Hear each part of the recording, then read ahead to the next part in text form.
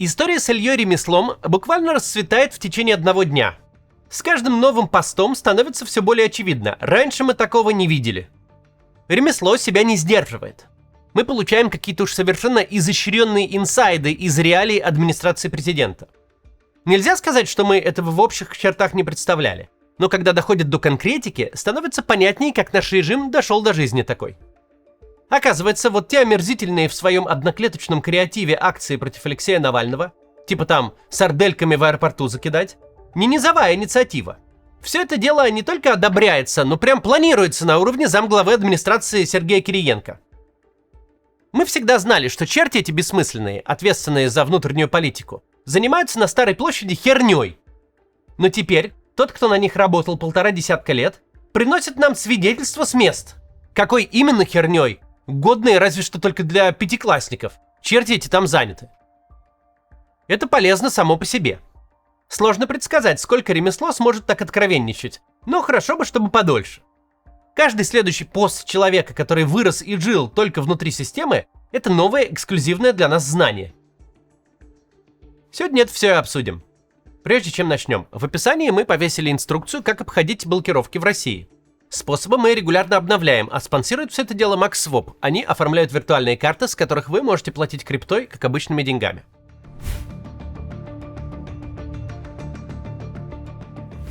Нынешний рейдж ремесла не сравнить даже с легендарным нытьем Стрелкова-Гиркина или с тем моментом, когда поплавило Пригожина.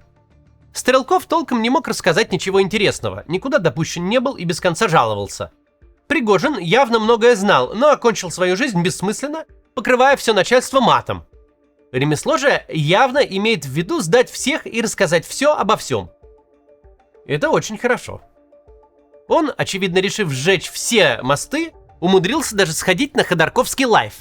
СМИ, которое в отличие от брекфаст-шоу Плющева, куда он тоже сходил, собрало себе все экстремистские и террористические ачивки. С него уже точно обратной дороги нет.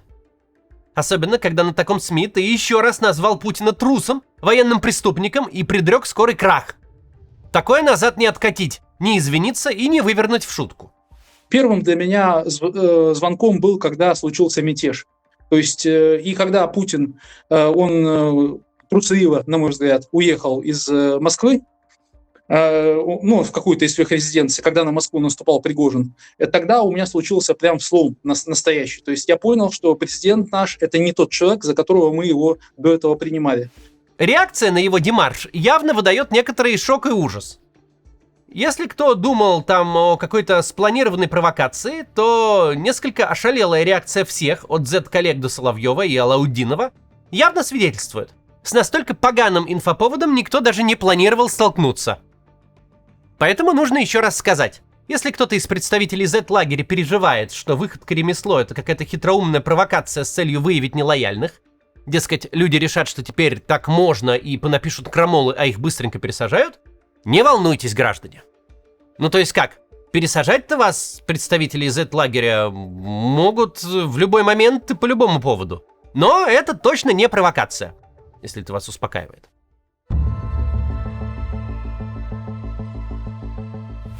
Ничего похожего на такого рода многоходовые разводки мы не видели, и на то есть причина.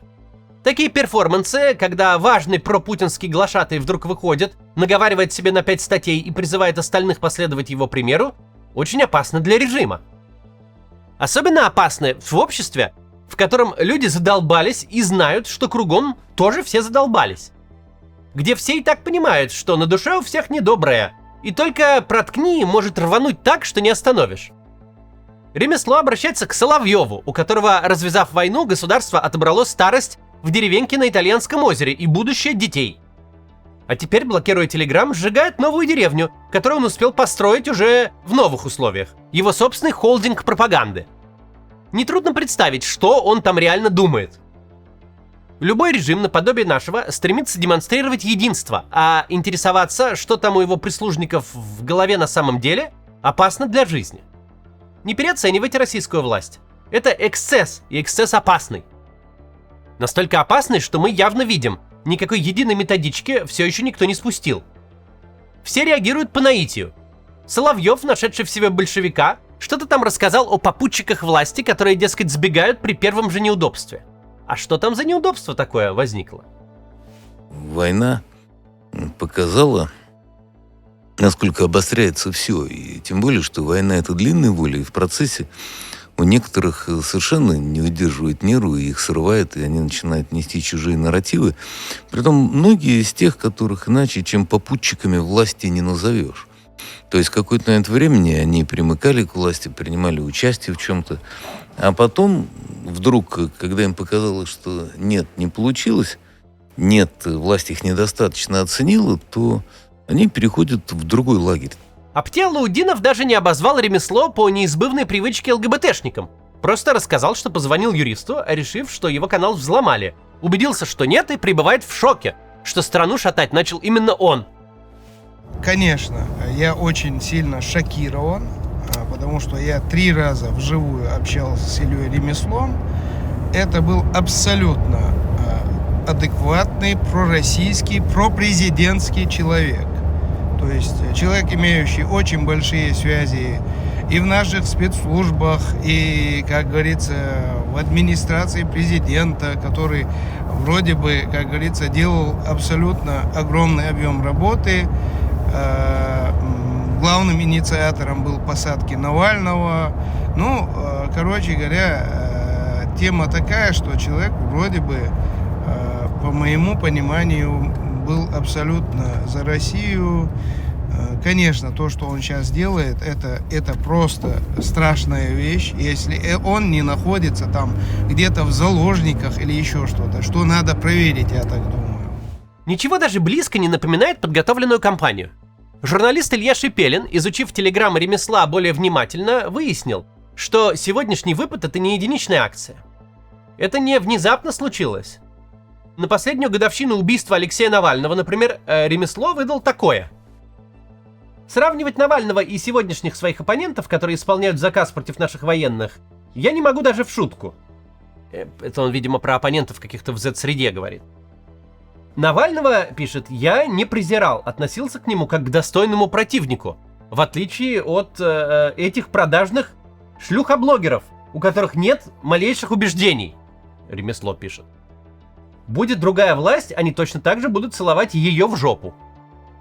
В день смерти Навального я не буду бросать грязь на могилу. Покойся с миром, Алексей Анатольевич, и знак пацифика прикрепил.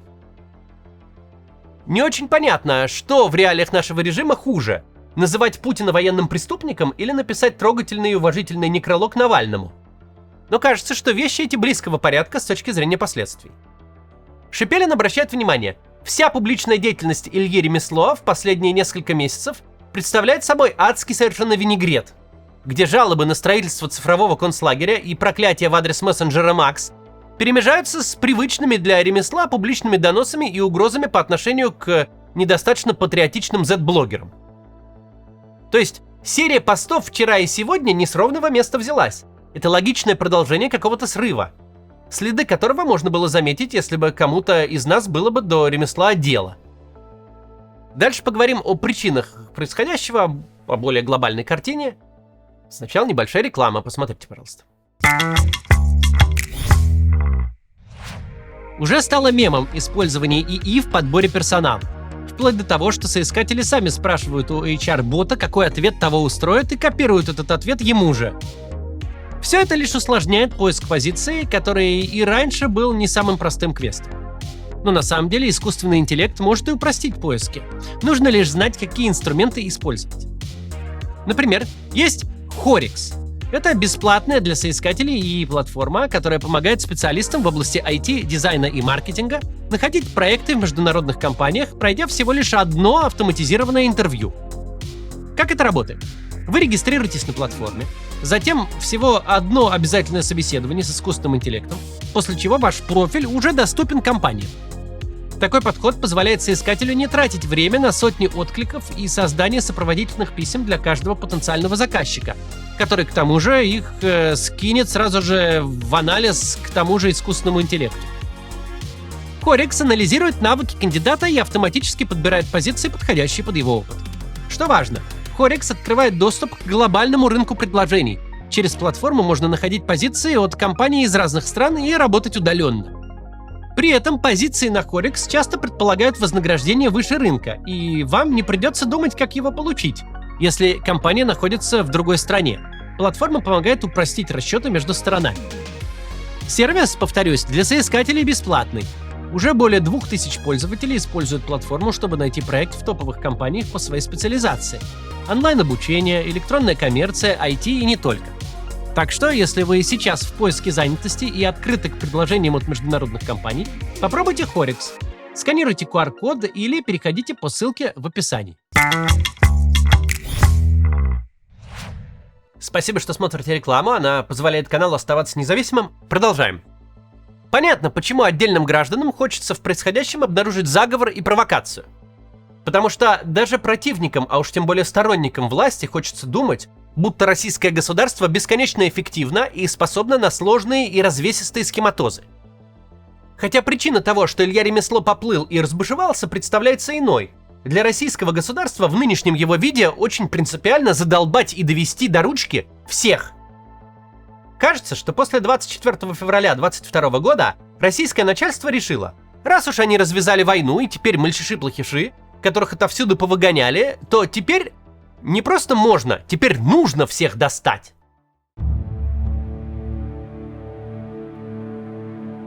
Война освободила их от приличий. Химера адекватности похоронена. Теперь у начальства есть задача всякий раз показывать, что оно может делать все, и ему за это ничего не будет.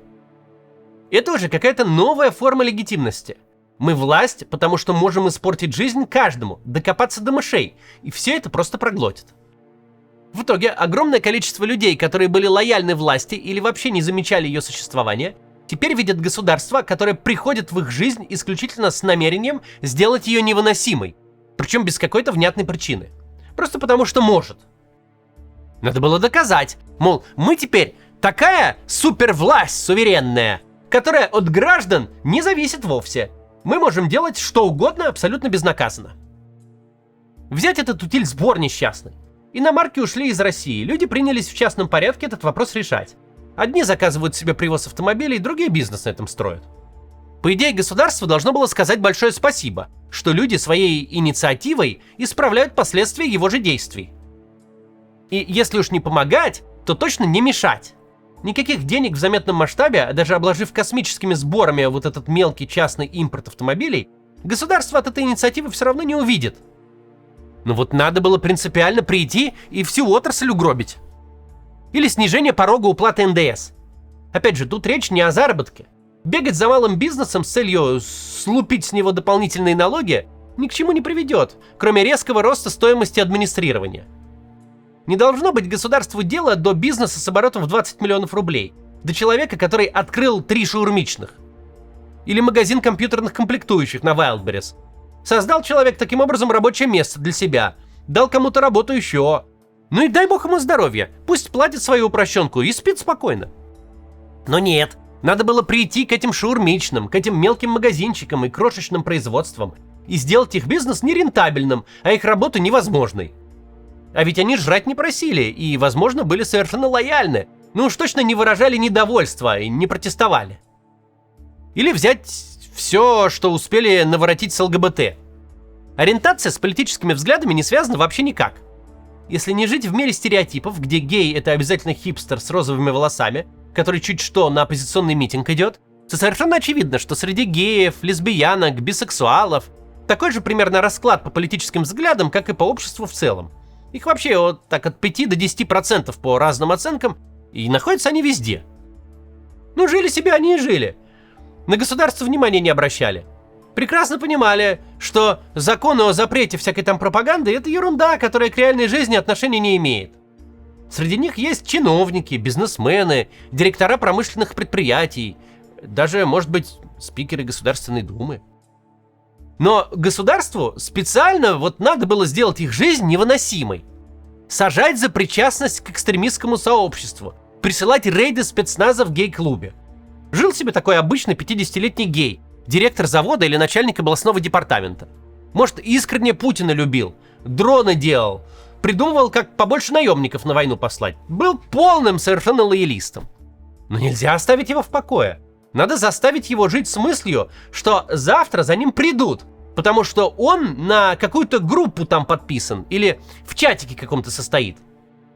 Надо было ему сказать: нам пофиг, кто ты, как ты относишься к власти, что для нее делаешь. Мы тебя уничтожим, потому что ты гей. Или с рекламой в интернете вся эта история. Ну какое, блин, государству дело до взаимоотношений домашней пекарни и блогера на 50 тысяч подписчиков? Оказывается, дело есть. Надо обязательно объявить мету экстремистской организации и забанить Инстаграм. Наградить всей этой ерунды с регистрацией рекламы. Найти место, где люди спокойно себе живут, зарабатывают какую-то копеечку, и все им испортить. Всю дорогу наш режим держался на том, что не лез в частную жизнь и тщательно лавировал таким образом, чтобы аполитичное большинство не замечало существование государства как сущности. В этом была великая сила. Всегда в России были высокие налоги и очень непростой порядок их оплаты. История про Россию как гавань низких налогов – это сказки для малолетних детей.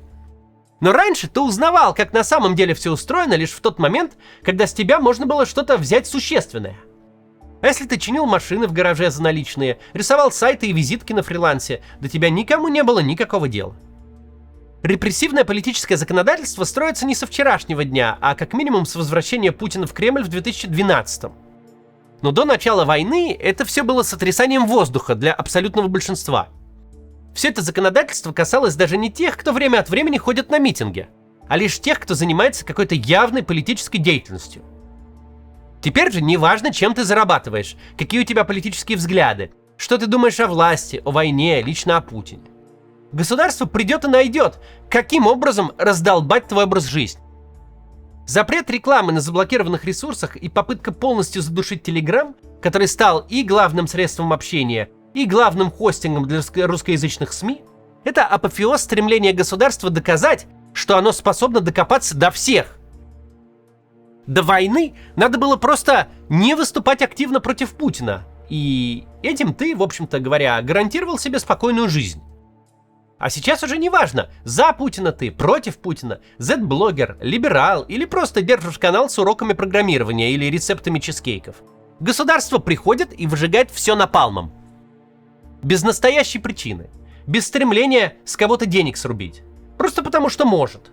Просто потому что теперь устройство режима такое. Никто не должен чувствовать себя в безопасности. Никто не может жить так, будто происходящее его не касается. Новый порядок – это принципиальное отсутствие правил и понятий. Даже нельзя быть главным доносчиком и чувствовать себя в безопасности. Опять же, всю дорогу обслуживание режима гарантировало не только заработок, но и какую-никакую безопасность. А теперь ничего подобного. Ты утром не знаешь, за что после обеда начнут бить морду.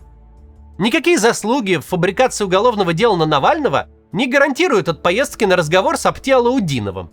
Каким бы крутым прислужником власти ты ни был, будешь сопли на кулак наматывать. Никто ни от чего не защищен. Ремесло – первый из заметных прихлебателей российского начальства, кто так явно и громко поплыл, кто сломался. Но точно не последний. Потому что в убежденности своей, будто с 24 февраля 2022 года, можно править как угодно, испортить жизнь кому угодно, управлять обществом, будучи от него свободным, в убежденности этой государство разрушает фундамент, на котором оно стояло все время своего существования. Непонятно, как жить, кем быть, с кем спать, где учиться, как зарабатывать, чтобы государство от тебя отколебалось, чтобы не лишало тебя бизнеса, не вербовало на фронт, не оставляло без связи. Потому что кажется, будто прям нарочно государство все выстраивает таким образом, чтобы варианта жить как прежде просто не было. Оно постоянно ищет и находит, чтобы такое испоганить. В этом его новая легитимность. Мы власть, потому что ты от нас не скроешься, а мы сделаем, что захотим. Начальство в данном случае заблуждается. Нет никакого карт-бланша, который вселенная вручила ему по случаю начала войны. Системная политика по разрушению частной жизни людей будет неизбежно приводить к тому, что отвалятся самые лояльные, к тому, что государство преуспеет, оно задолбает всех. Но никакой режим не способен существовать, когда он задолбал всех. Когда нельзя жить так, чтобы государство за тобой не пришло. Не надо переоценивать демарш именно Ильи Ремесло. Не с него начнутся перемены, и будущее его незавидно. Пока писали ролик, появилась информация, что его вообще госпитализировали в психиатрическую больницу. Но нам гораздо важнее на этом примере увидеть механику того, как государство становится невыносимым даже для самых близких себе людей. До завтра.